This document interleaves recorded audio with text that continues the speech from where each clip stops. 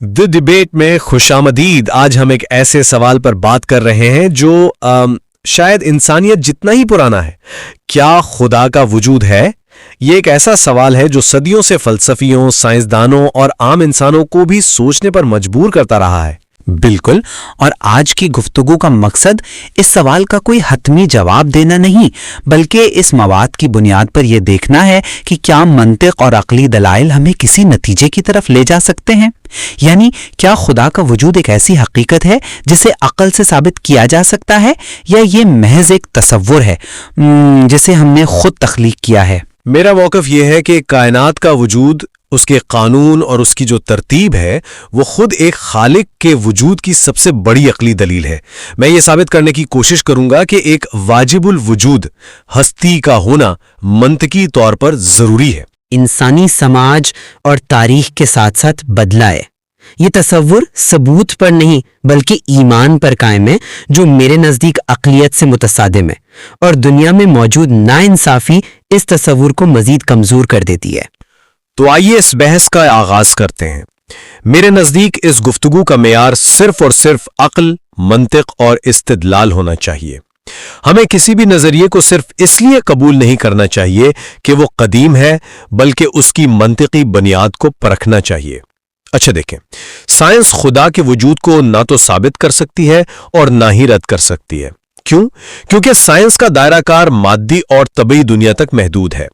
वो सिर्फ उन चीजों की पैमाइश कर सकती है जिन्हें हम देख या छू सकते हैं, जबकि खुदा का तसव्वुर एक गैर मादी हकीकत का है। सही। अब जरा उस कायनात पर गौर करें। हर वो चीज जो हम अपने इर्द गिर्द देखते हैं, एक दरख्त, एक सितारा, यहां तक कि हम खुद, ये अपने वजूद के लिए किसी और चीज पर इन्हिसार करती हैं। फलसफियाना जबान में इसे मुमकिनुल वजूद यानी कंटिंजेंट बीइंग कहते हैं। मतलब इसका वजूद मुमकिन तो है लेकिन जरूरी नहीं। मिसाल के तौर पर आपका वजूद आपके वालदैन पर मुनहसिर था, उनका वजूद उनके वालदैन पर। यह एक असबाब की जंजीर है। सवाल यह है कि यह जंजीर कहां तक जाती है? क्या यह हमेशा से चलती आ रही है?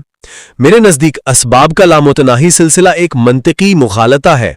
ये ऐसे ही है जैसे एक ट्रेन की हजारों बोगियां हों, हर बोगी अपने से पिछली बोगी को खींच रही हो, लेकिन उस ट्रेन का कोई इंजन ही ना हो। ऐसी ट्रेन तो कभी चली नहीं सकती। इसी तरह इस कायनात को शुरू करने के लिए एक अव्वलीन मुहर्रिक या एक बेसबब सबब का होना जरूरी है। एक ऐसी हस्ती जिसका वजूद किसी और पर मुनहसिर ना हो, जो खुद वाजिबुल वजूद हो यानी नेसेसरी बीइंग, जो अज़ली हो, अब्दी हो और जाहिर है उस कायनात को बनाने की ताकत और जहानत रखती हो। मैं आपके इस मंतकी ढांचे की तारीफ करती हूँ, लेकिन मैं इस मसले को एक बिल्कुल मुख्तलिफ जाविये से देखती हूँ।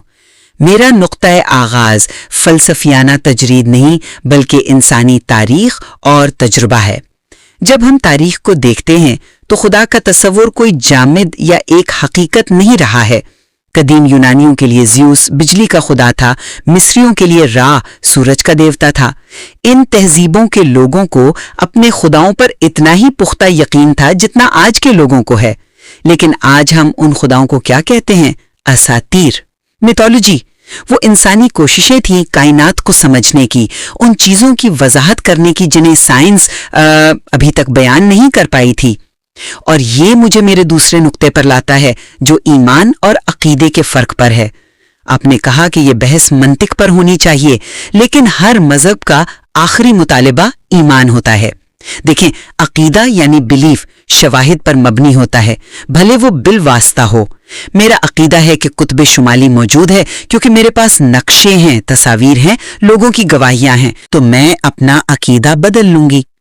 लेकिन ईमान यानी फेथ की तारीफ अक्सर ये की जाती है कि बगैर सबूत के किसी चीज को मान लिया जाए। ये तो मंतिक को तर्क करने का मुतालबा है। जब आप सबूत के बगैर किसी चीज पर यकीन करते हैं तो फिर आप किसी भी चीज पर यकीन कर सकते हैं। और आखिर में इंसाफ का तसव्वुर। मज़ाहिब एक आफाकी इंसाफ का वादा करते हैं कि इस दुनिया में ना सही तो अगली दुनिया में इंसाफ होगा, लेकिन इंसाफ फितरत का असूल नहीं है, ये एक इंसानी ईजाद है। शेर जब हिरन का शिकार करता है तो कोई आसमानी अदालत उसे सजा नहीं देती। इंसाफ मुआशरों को चलाने के लिए बनाया गया एक समाजी मुआहदा है। جب مذاہب اس انسانی تصور کو اپنی بنیاد بناتے ہیں تو یہ اس بات کی نشاندہی کرتا ہے کہ وہ انسانی ذہن کی ہی پیداوار ہیں۔ آپ نے 3 بہت اہم نکات اٹھائے ہیں اور میں خاص طور پر ایمان کی تعریف پر واپس آؤں گا، لیکن پہلے آپ کے اس خیال پر بات کرتے ہیں کہ کائنات خود ازلی کیوں نہیں ہو سکتی۔ آپ نے کہا کہ خدا کا تصور کائنات کی وضاحت کے لیے ایک انسانی کوشش ہے، لیکن یہاں ایک بنیادی فرق ہے۔ آپ کا سوال یہ ہے کہ کائنات خود ہی وہ انجن کیوں نہیں ہو سکتی جس کا میں نے ذکر کیا؟ بالکل، میں آپ کی منطق کو سمجھنے کی کوشش کر رہی ہوں۔ آپ نے ایک منطقی ڈھانچہ بنایا کہ ہر چیز کا ایک سبب ہے اور یہ سلسلہ لامتناہی نہیں ہو سکتا، لیکن پھر آپ اس سلسلے کو ایک ایسی ہستی پر ختم کر دیتے ہیں جس کی آپ خود کوئی وضاحت پیش نہیں کرتے، یعنی خدا۔ یہ تو ایک طرح سے اصول کو توڑنا ہوا۔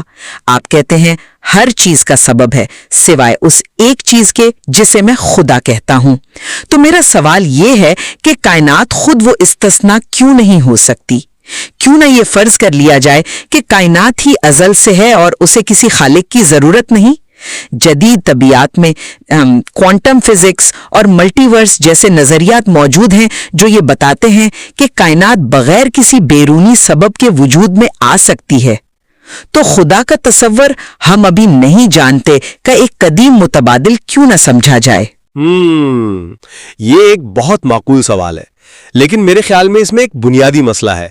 جب ہم کہتے ہیں کہ کائنات ازلی ہے تو ہم اسے وقت اور مکان کے قوانین سے بالاتر سمجھ رہے ہیں، جبکہ کائنات خود وقت اور مکان کا مجموعہ ہے۔ جدید کاسمولوجی، خاص طور پر بگ بینگ تھیوری، اس بات پر تقریباً متفق ہے کہ ہماری کائنات کی ایک ابتدا تھی، تقریباً 13.8 ارب سال پہلے۔ جس چیز کی بھی ابتدا ہو وہ ازلی نہیں ہو سکتی، وہ تعریف کے مطابق ممکن الوجود ہے۔ وہ اپنے وجود کے لیے ان حالات کی محتاج تھی جو اس کی ابتدا کا باعث بنے، لہٰذا کائنات خود وہ بے سبب نہیں ہو سکتی، وہ تو خود اس زنجیر کا حصہ ہے جس کی ہم وضاحت کرنے کی کوشش کر رہے ہیں۔ اور جہاں تک آپ کے ایمان والے نقطے کی بات ہے، آپ ایمان کو ایک اندھے یقین سے تعبیر کر رہی ہیں۔ میں اسے ایک مختلف زاویے سے دیکھتا ہوں۔ ایمان ایک معقول اعتماد ہو سکتا ہے، جیسے آپ ایک پل پر سے گزرتے ہوئے اس کے انجینئر پر ایمان یا بھروسہ رکھتے ہیں، حالانکہ آپ نے خود اس کے نقشے نہیں دیکھے یا اس کا حساب نہیں لگایا۔ آپ کا یہ ایمان اس انجینئر کی ساخت، اس کے پچھلے کامیاب منصوبوں اور اس حقیقت پر ہوتا ہے کہ پل کھڑا ہے۔ مذہبی ایمان بھی اسی طرح دلائل اور نشانیوں پر استوار ہو سکتا ہے۔ کائنات کی ترتیب، اس کے قوانین، یہ سب اس انجینئر کی طرف اشارے ہیں۔ یہ اندھی چھلانگ نہیں بلکہ شواہد کی بنیاد پر ایک منطقی نتیجہ ہے۔ آپ کی پل کی مثال دلچسپ ہے، لیکن اس میں ایک خامی ہے۔ ہم اس انجینئر کی موجودگی کو دوسرے طریقوں سے جانچ سکتے ہیں۔ ہم اس سے مل سکتے ہیں، اس کی ڈگریاں دیکھ سکتے ہیں، اس کے بنائے ہوئے دوسرے پل دیکھ سکتے ہیں، لیکن خدا کے معاملے میں ہمارے پاس صرف پل یعنی کائنات ہے۔ انجینئر خود مکمل طور پر غائب ہے، اور یہ مجھے میرے سب سے مشکل سوال کی طرف لاتا ہے۔ چلیں ایک لمحے کے لیے مان لیتے ہیں کہ ایک قادر مطلق، علیم اور رحیم خدا موجود ہے، تو پھر اس دنیا میں اتنی تکلیف، اتنا ظلم اور اتنی ناانصافی کیوں ہے؟ یہ صرف فلسفیانہ سوال نہیں ہے۔ جب ہم غزہ میں بمباری سے مرتے ہوئے بچے دیکھتے ہیں، یا افریقہ میں قحط سے بلکتے ہوئے انسان، یا ایک معصوم بچہ جو کینسر سے لڑ رہا ہو، تو یہ سوال ذاتی اور تکلیف دہ ہو جاتا ہے۔ اگر خدا ایک دعا سن کر کسی کو نوکری دلا سکتا ہے تو وہ ان لاکھوں بے گناہوں کی چیخیں کیوں نہیں سنتا؟ آپ کا آزاد مرضی کا جواب صرف انسانوں کے ایک دوسرے پر کیے گئے ظلم کی وضاحت کر سکتا ہے، لیکن یہ زلزلوں، سونامیوں اور بیماریوں کی وضاحت کیسے کرتا ہے؟ ان میں انسان کی آزاد مرضی کہاں ہے؟ یہ کہنا کہ یہ سب ایک امتحان ہے یا خدا کے حکیمانہ منصوبے کا حصہ ہے، اس والدین کو کیا تسلی دے گا جس نے ابھی اپنا بچہ کھویا ہے؟ یہ جواب غیر انسانی اور غیر تسلی بخش محسوس ہوتا ہے۔ میں آپ کی بات کی گہرائی اور اس میں موجود درد کو پوری طرح سمجھتا ہوں۔ یہ بلا شبہ خدا پر یقین رکھنے والوں کے لیے سب سے بڑا چیلنج ہے، جسے فلسفے میں شر کا مسئلہ یعنی دا پرابلم آف ایول کہا جاتا ہے۔ اور میں یہ دعویٰ نہیں کروں گا کہ میرے پاس کوئی آسان جواب ہے جو اس درد کو ختم کر دے۔ تاہم یہ کہنا کہ خدا یا تو قادر مطلب نہیں یا رحیم نہیں، میرے خیال میں ایک محدود انتخاب ہے۔ اس میں ایک تیسرا پہلو نظر انداز ہو جاتا ہے کہ وہ حکیم یعنی آل وائز بھی ہے۔ ہم انسان اپنی محدود عقل اور زندگی کے مختصر تجربے کے ساتھ پوری کائناتی تصویر کو نہیں سمجھ سکتے۔ یہ ممکن ہے کہ جن چیزوں کو ہم مصیبت سمجھتے ہیں ان کے پیچھے کوئی ایسی حکمت یا مقصد ہو جو ہماری سمجھ سے بالاتر ہو۔ جیسے ایک سرجن جب کسی بچے کا آپریشن کرتا ہے تو اس بچے کے لیے وہ لمحہ اذیت اور ظلم کا ہوتا ہے۔ وہ نہیں سمجھ سکتا کہ یہ تکلیف اسے ایک بڑی بیماری سے بچانے کے لیے دی جا رہی ہے۔ اور جہاں تک آزاد مرضی کی بات ہے، یہ صرف گناہ تک محدود نہیں، آزاد مرضی کا تحفہ ہی انسان کو اخلاقی مخلوق بناتا ہے۔ اگر دنیا میں صرف اچھائی ہوتی اور برائی کا کوئی امکان نہ ہوتا تو ہم روبوٹ ہوتے ہیں۔ ہمدردی، بہادری، قربانی، معافی، یہ تمام عظیم انسانی صفات صرف اس لیے وجود رکھتی ہیں کہ دنیا میں تکلیف اور ناانصافی موجود ہے۔ شاید یہ دنیا آرام کرنے کی جگہ نہیں بلکہ کردار سازی کی ایک بھٹی ہے، اور جواب دہی کے تصور کے لیے بھی شر کا وجود ضروری ہے۔ اگر اچھے اور برے اعمال میں کوئی فرق ہی نہ ہو تو انصاف اور احتساب کا کیا مطلب رہ جائے گا؟ آپ کردار سازی کی بات کرتے ہیں، لیکن ایک نوزائیدہ بچہ جو پیدا ہوتے ہی مر جاتا ہے، اس کا کون سا کردار بنایا جا رہا ہے؟ یہ وضاحتیں خاص حد کے بعد بے معنی لگنے لگتی ہیں، اور یہ مجھے اخلاقیات کے سوال پر لاتا ہے۔ آپ کا موقف یہ ہے کہ خدا کے بغیر موضوعی اخلاقیات یعنی آبجیکٹیو مورالٹی ممکن نہیں۔ میں اس سے اختلاف کرتی ہوں۔ میرے نزدیک اخلاقیات کا ماخذ الہامی نہیں بلکہ ارتقائی ہے۔ ہم سماجی مخلوق ہیں، ہماری بقا کا انحصار باہمی تعاون پر ہے۔ اخلاقیات انہی اصولوں کا مجموعہ ہے جو ہمیں مل جل کر رہنے میں مدد دیتے ہیں۔ ہمیں کسی آسمانی کتاب کی ضرورت نہیں یہ جاننے کے لیے کہ قتل کرنا غلط ہے۔ ہمیں یہ اس لیے پتا ہے کہ اگر قتل عام کی اجازت ہو تو معاشرہ تباہ ہو جائے گا۔ یہ ایک عملی ضرورت ہے۔ آئیے ایک سادہ مثال سے سمجھتے ہیں۔ دو بچے ایک کھیل کے میدان میں ہیں۔ ایک اپنا کھلونا دوسرے کے ساتھ بانٹتا ہے، دوسرا اسے چھین لیتا ہے۔ ہمیں یہ سمجھنے کے لیے کسی وحی کی ضرورت نہیں کہ کون سا عمل بہتر ہے تاکہ وہ مل کر کھیل سکیں۔ یہ ہمدردی کی بنیاد ہے جہاں سے اخلاقیات جنم لیتی ہے۔ میں یہ مانتا ہوں کہ ہمدردی اور سماجی معاہدے اخلاقی رویوں کی وضاحت کرتے ہیں، لیکن وہ اخلاقیات کی بنیاد فراہم نہیں کرتے۔ آپ کا کہنا ہے کہ قتل اس لیے غلط ہے کیونکہ اس سے معاشرہ تباہ ہوتا ہے۔ یہ ایک عملی دلیل ہے، اخلاقی نہیں۔